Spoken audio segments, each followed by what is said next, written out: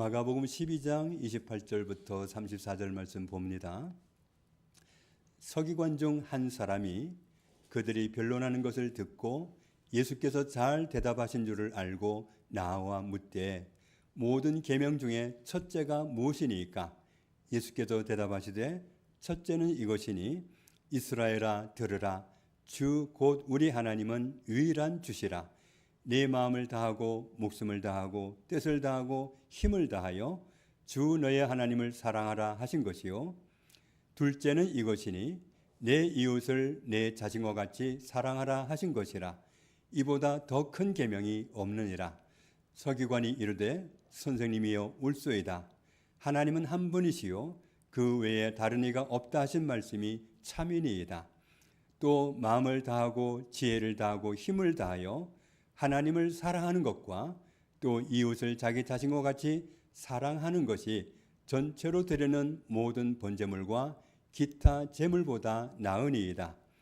예수께서 그가 지혜 있게 대답함을 보시고 이르시되 네가 하나님의 나라에서 멀지 않도다 하시니 그 후에 감히 묻는 자가 없더라. 아멘.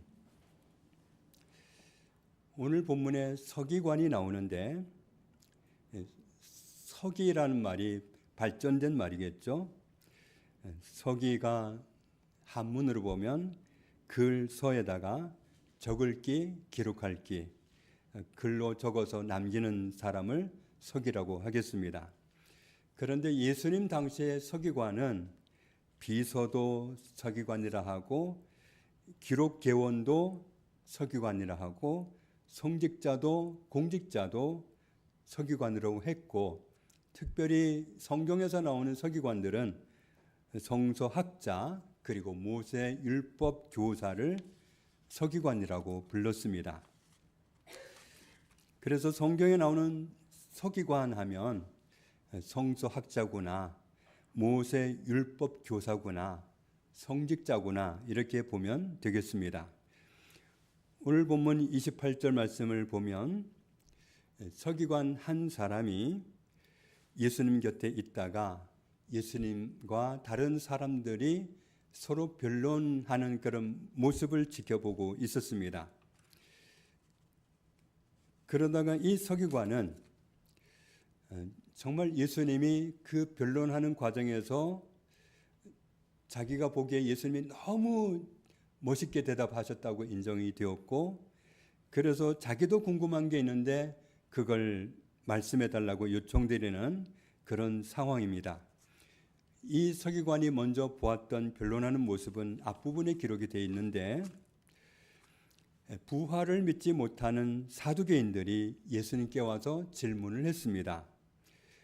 모세를 통해서 기록된 율법에 의하면 어느 집안의 맏형이 결혼을 했는데 자녀가 없이 그 형이 죽으면 그러면 죽은 형의 아내가 어떻게 되느냐 하면 살아갈 길이 꽉 막힙니다. 한 사람의 아내로 있던 사람이 과부가 되면 그 당시로서는 살 길이 없습니다. 그리고 또 하나의 문제점은 그 남편의 대를 이어서 가문도 상속하고 재산도 상속하고 그런 상속자가 없는 문제가 발생하게 됩니다.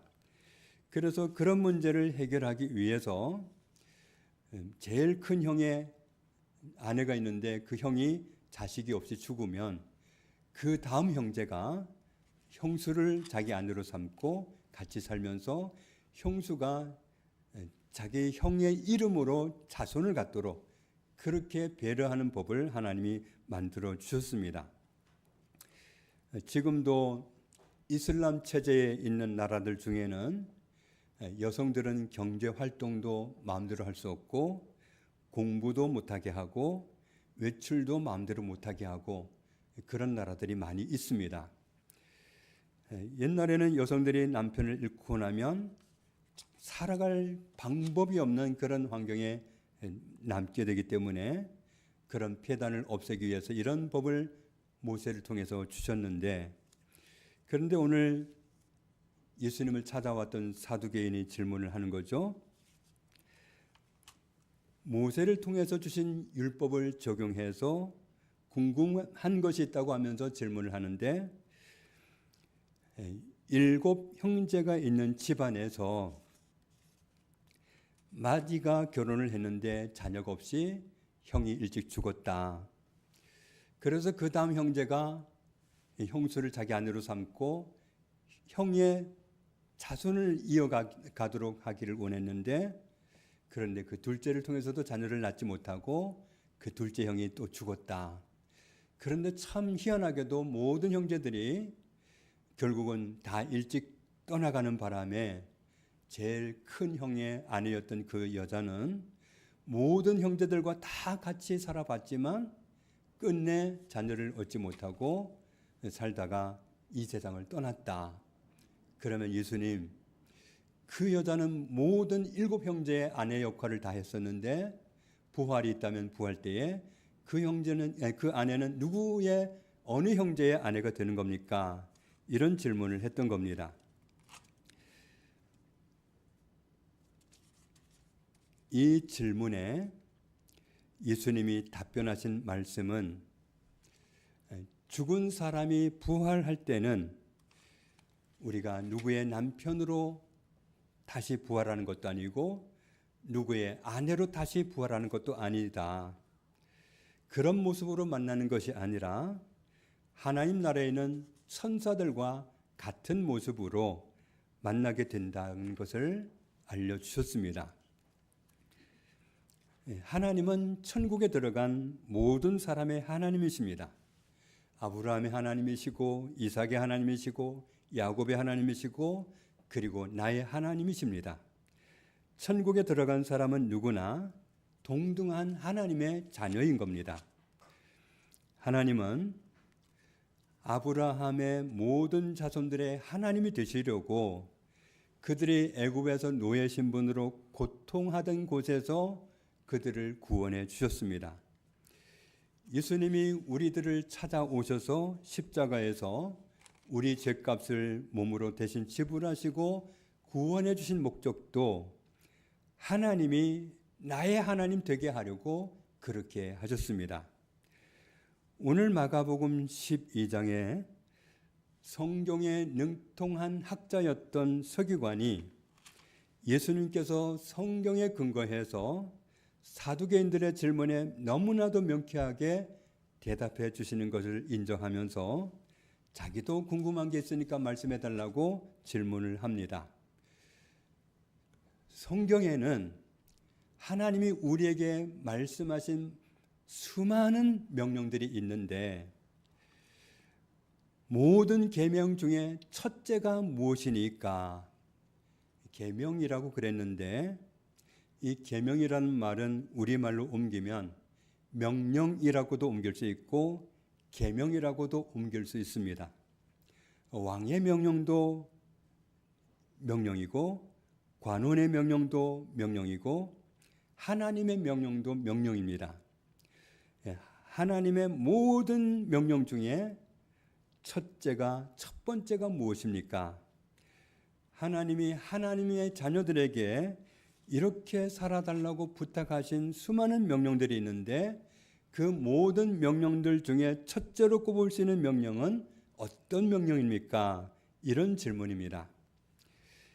이 부분을 세번역 성경은 이렇게 번역했습니다. 모든 계명 가운데서 가장 으뜸되는 것은 어느 것입니까? 쉬운 성경은 모든 계명 중에 어떤 것이 가장 중요합니까? 우리말 성경은 모든 계명 가운데 어떤 것이 가장 중요한 계명입니까? 현대인 성경은 모든 계명 중에 제일 중요한 것이 어느 계명입니까?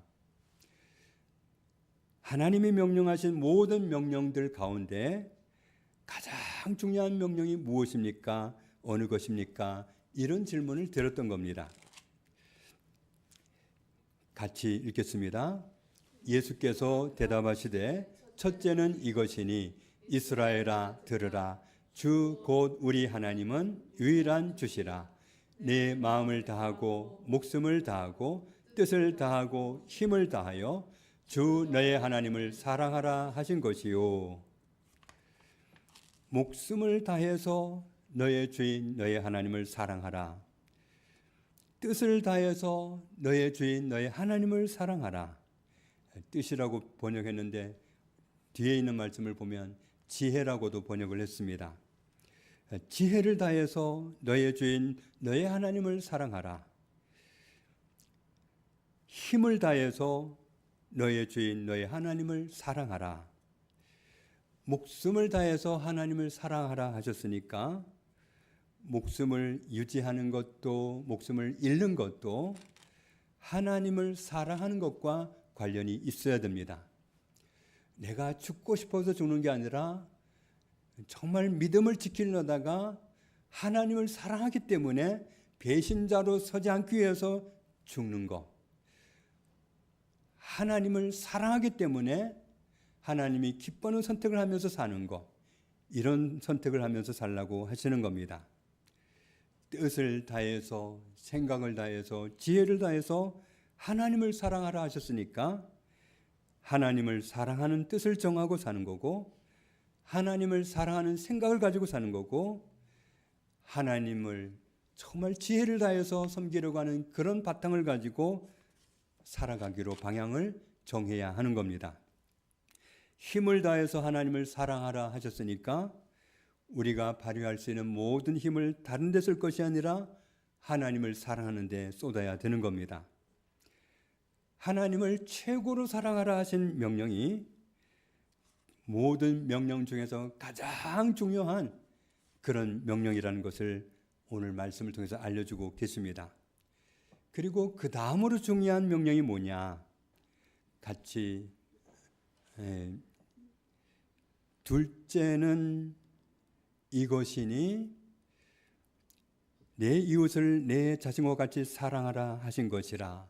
그러면서 이보다 더 큰 계명이 없느니라.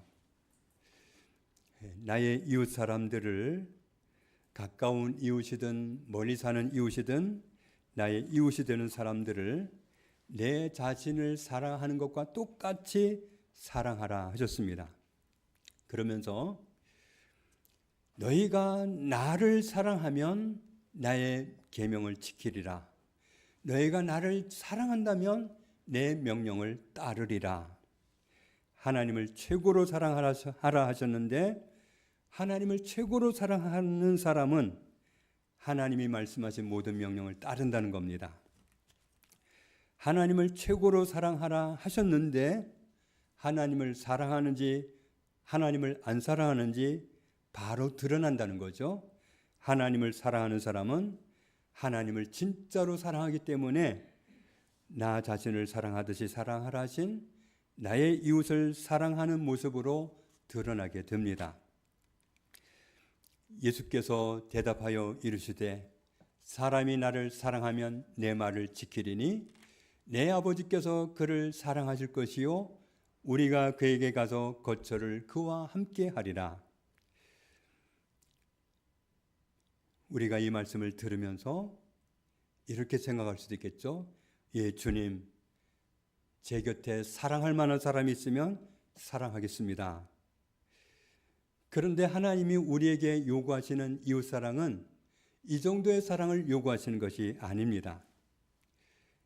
너희가 너희를 사랑하는 자를 사랑하면 무슨 상이 있으리요? 세리도 이같이 아니하느냐? 나를 사랑하지 않는 사람도 사랑하라고 말씀하시는 겁니다. 그리고 이 명령에 순종하면 상이 있다고 말씀하십니다. 사랑할 수 없는 사람을 사랑하면 상을 주십니다.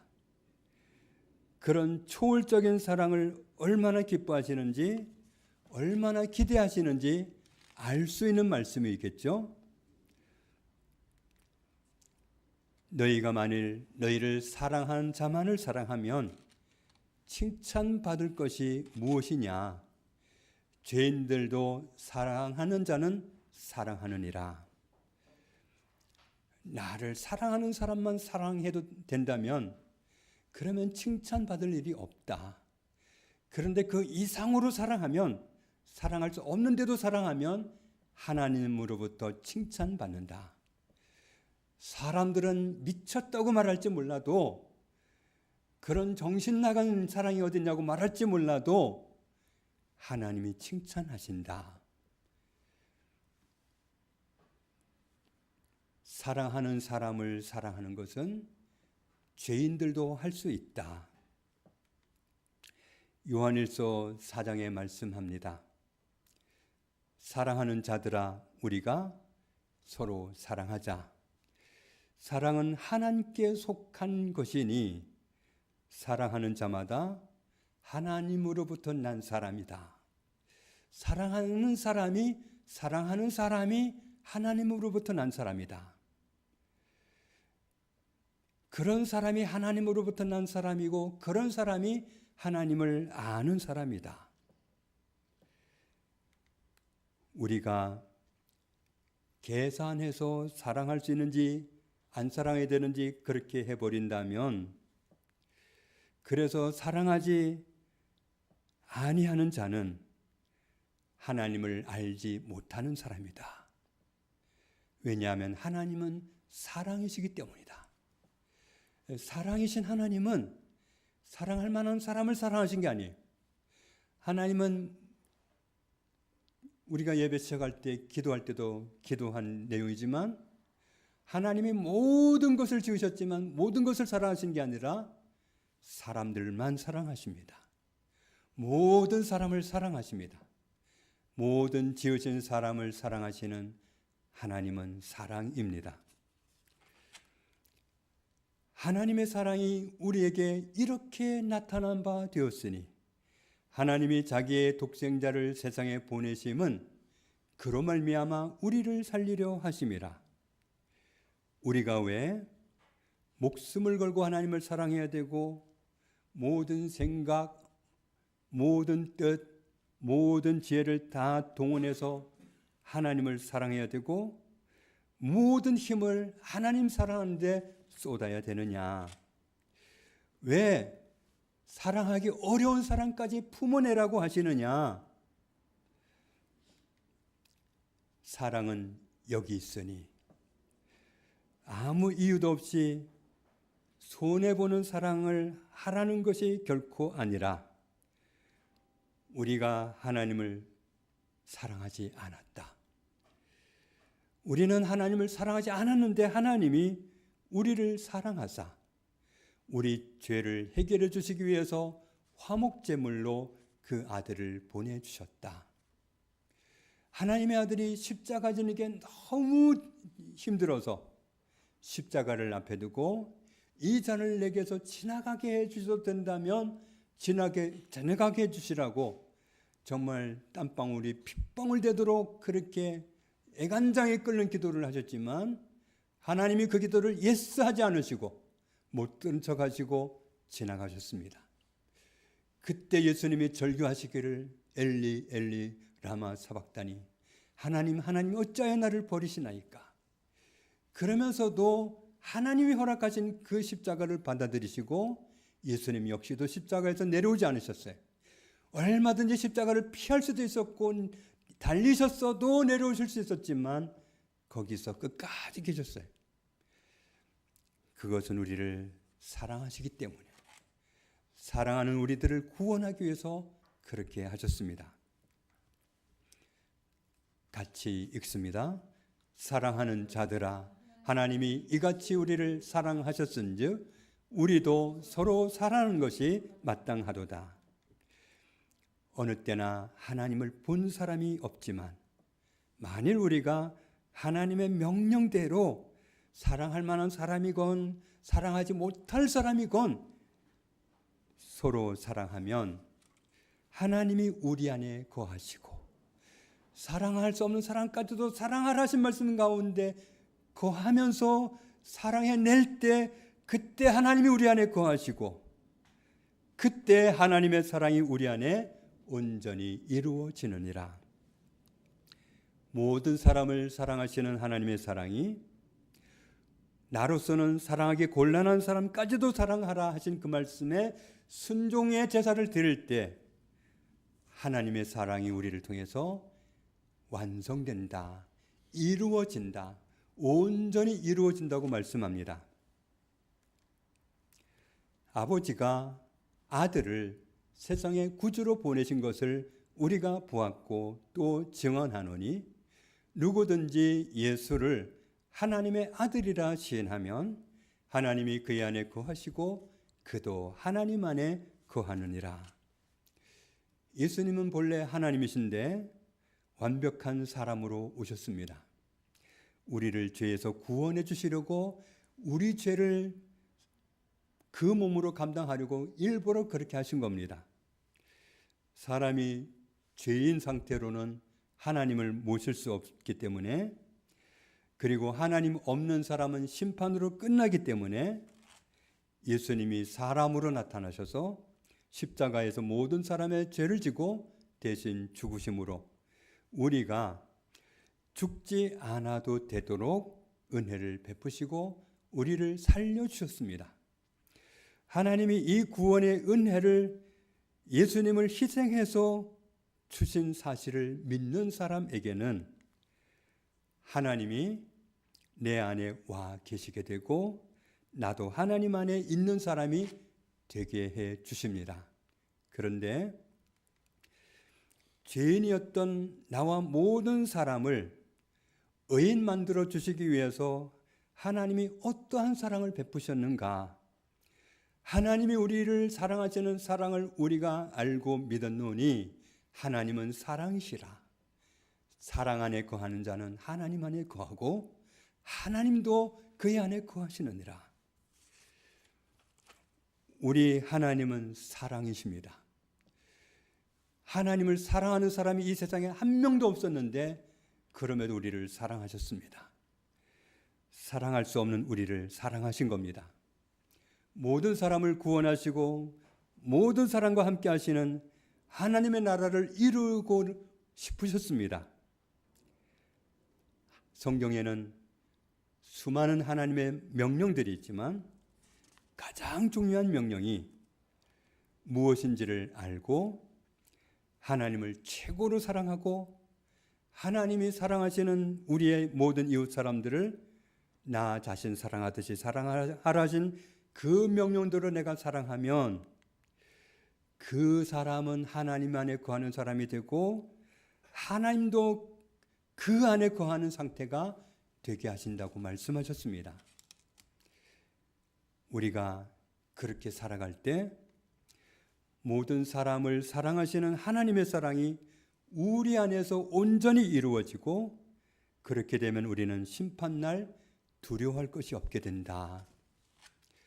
하나님을 최고로 사랑하라 하신 하나님의 명령대로 살고 하나님이 똑같이 사랑하신 우리의 모든 이웃들을 그 사람이 내가 보기에 사랑할 만한 사람이든지 그렇지 못할 사람이든지 나 자신을 사랑하듯 사랑하라 하신 그 말씀 순종하고 따르면 그렇게 사랑하면서 사는 사랑 안에 두려움이 없게 된다. 온전한 사랑, 사랑할 만한 사람만 사랑하지 않고 사랑하기 어려운 사람까지 사랑하는 것이 하나님이 원하시는 온전한 사랑인데 온전한 사랑이 내 안에 있을 때 내 안에는 두려움이 거하지 않게 됩니다. 두려움을 내쫓게 됩니다.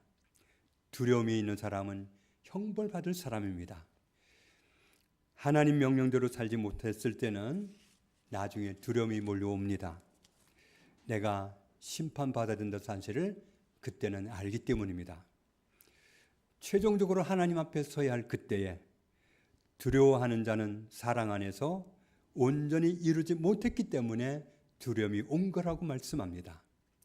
지금은 내가 마음대로 선택할 수 있어서 사랑할 수 있는 사람만 선택해서 사랑하면 괜찮을 것 같지만 하나님이 그 정도의 사랑을 명령하신 것이 아니라 사랑할 수 없는 사람까지도 품어가면서 고통해가면서 사랑하라 하신 그 말씀을 순종할 때 그제서야 우리는 마지막에 하나님 앞에 설 때 두려움이 없는 모습으로 담대하게 하나님 앞에 설 수 있게 된다는 겁니다. 그러나 이 말씀을 거역하고 나는 싫어요, 내가 할 수 있는 사람만 사랑할게요 하고 고집하고 가게 되면 지금은 내 마음대로 할 수 있으니까 아무 문제가 없어 보이지만 하나님을 뵙는 날 그때는 두려움이 오게 된다. 왜냐하면 심판받을 사람이기 때문에. 우리가 하나님의 많은 명령 중에 가장 중요한 명령으로 꼽히는 이웃 사람들을 나 자신 사랑하듯이 사랑해도 되는 것은 나도 하나님으로부터 그런 사랑을 받아서 살게 되었기 때문입니다. 하나님이 아들을 십자가에 내어주시는 그 사랑으로 사랑해 주시지 않았다면 우리는 살아날 수 없었습니다. 하나님은 사랑합니다 하는데 하나님이 나 자신을 사랑하듯 사랑하라 하신 나의 이웃 사람에게 이런 꼬리 펴붙이고 저런 꼬리 펴붙이고 그래서 나는 이 사람은 사랑할 수 없고 저 사람은 도무지 사랑할 수 없고 그렇게 내 식으로 꼬리표를 붙여가면서 사랑할 수 없다고 갈라내 버린다면, 그러면서 나는 하나님을 사랑합니다 하면 하나님을 사랑한다고 하는 그 말이 거짓말이다. 하나님을 사랑하는 사람은 자기 생각을 뛰어넘어서 하나님의 명령을 순종한다는 겁니다. 나를 깨부셔가면서 정말 나를 죽여가면서 내 자존심이 무너지는 것을 느껴가면서도 하나님의 명령을 따른다는 겁니다. 눈에 보이는 이웃 사람을 사랑하지 않는 사람은 보이지 않는 모습으로 와 계시는 하나님을 사랑할 수 없다. 내 자신이 하나님으로부터 어떤 사랑을 받은 걸 알고 하나님을 최고로 사랑하는 사람은 하나님께서 나 자신을 사랑하듯 사랑하라고 맡기신 나의 이웃들을 내 책임으로 여기고 사랑하게 되어 있다고 말씀하는 겁니다. 우리가 이 계명을 주께 받았나니 하나님을 사랑하는 자는 또한 그 형제를 사랑할지니라. 우리가 이 계명을 주께 받았나니, 우리가 이 명령을 주께 받았나니 하나님을 사랑하는 자는 또한 그 이웃 사람을 사랑할지니라. 사랑할 만한 이웃을 사랑할 만한 이웃만 아닙니다. 로마서 13장에도 말씀합니다. 피차 사랑의 빛 외에는 아무에게든지 아무 빛도 치지 말라. 남을 사랑하는 자는 율법을 다 이루었느니라.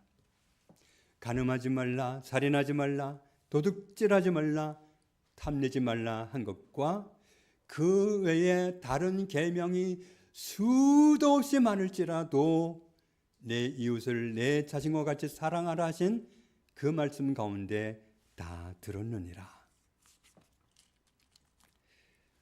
그런데 우리의 사랑은 우선순위가 분명해야 됩니다.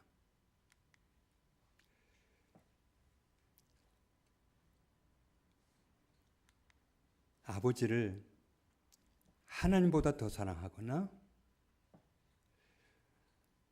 어머니를 하나님보다 더 사랑하는 것은 합당하지 않습니다. 그것은 불순종입니다. 자녀를 하나님보다 더 사랑해서 하나님께 불순종하는 선택을 한다면 그건 합당하지 않습니다.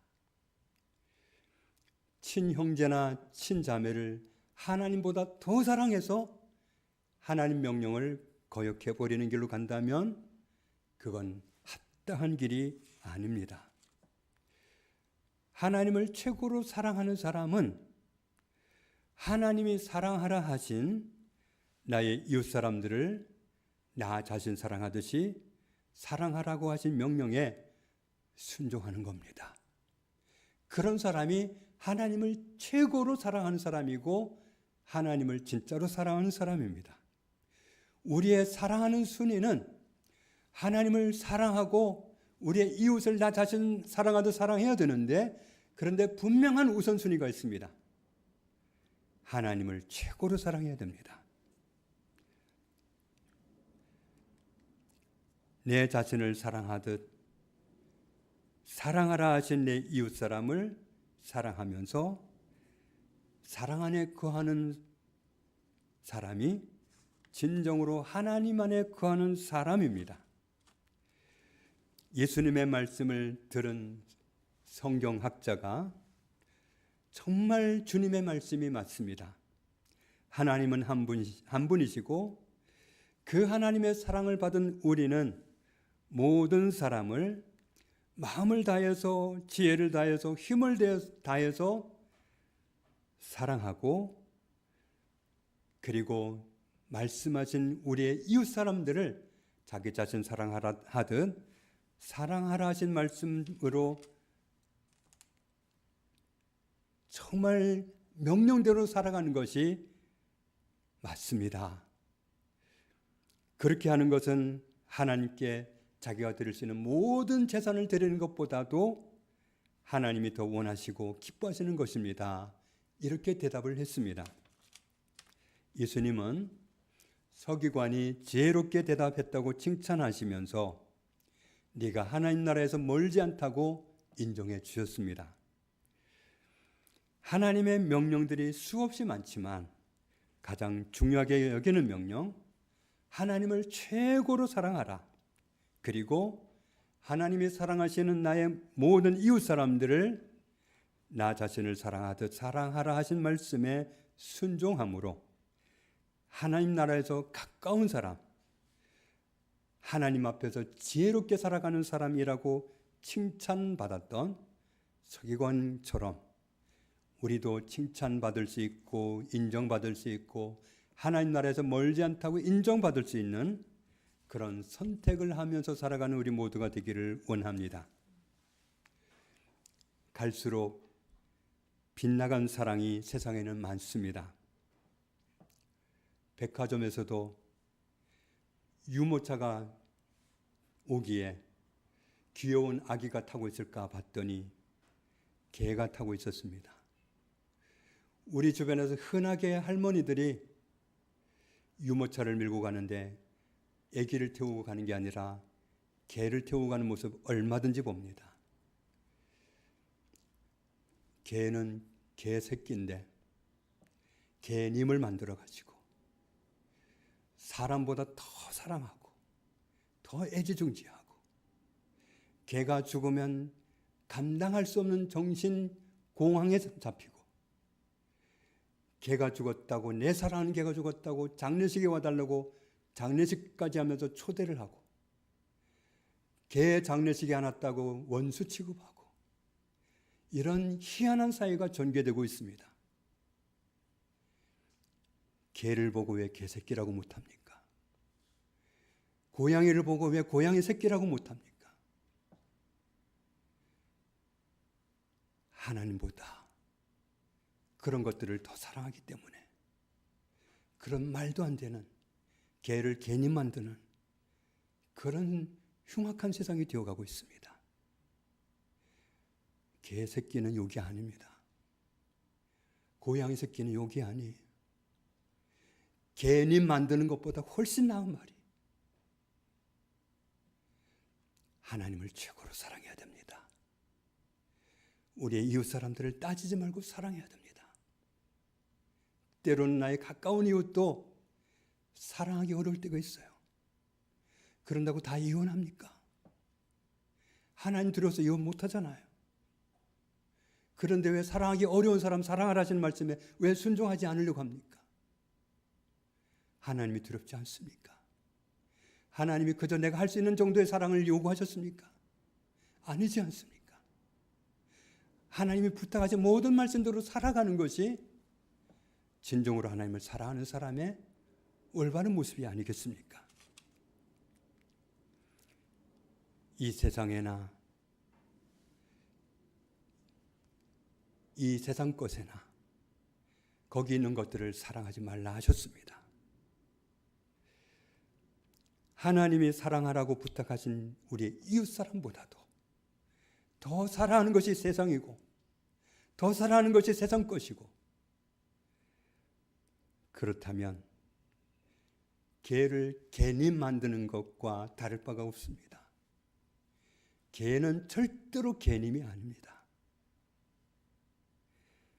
그런 빗나간 사랑 속에는 하나님의 사랑이 깃들지 않습니다.